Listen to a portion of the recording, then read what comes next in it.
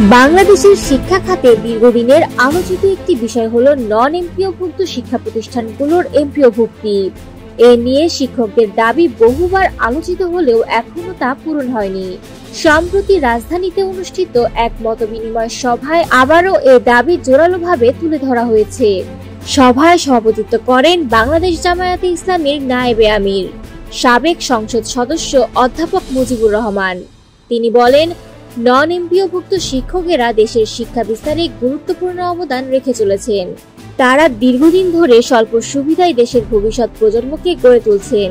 তাই মানুষ গড়ার কারিগর এই শিক্ষকদের প্রতি অবিচার বন্ধ করতে হলে অবিলম্বে সব নন এমপিওভুক্ত শিক্ষা প্রতিষ্ঠানগুলোকে এমপিওভুক্ত করতে হবে। তিনি আরো উল্লেখ করেন, শিক্ষাকে রাষ্ট্রীয়ভাবে যেভাবে গুরুত্ব দেওয়া উচিত ছিল তা কোনো সরকারি বাস্তবায়ন করেনি। শিক্ষাক্ষেত্রে বৈষম্য দূর করতে হলে গোটা শিক্ষা ব্যবস্থাকে জাতীয়করণ করতে হবে। পাশাপাশি বাজেটের অন্তত ৬% শিক্ষা খাতে বরাদ্দ নিশ্চিত করা জরুরি। মত বিনিময় সভায় উপস্থিত ছিলেন বিভিন্ন রাজনৈতিক দলের শিক্ষা বিষয়ক সম্পাদক, বাংলাদেশ আদর্শ শিক্ষক ফেডারেশন এবং নন এমপিওভুক্ত ঐক্য পরিষদের নেতারা। আলোচকরা বলেন, এমপিওভুক্ত শুধু শিক্ষকদের আর্থিক নিরাপত্তার প্রশ্ন নয়, বরং এটি দেশের সার্বিক শিক্ষা ব্যবস্থার মান উন্নয়নের সঙ্গেও সম্পর্কিত।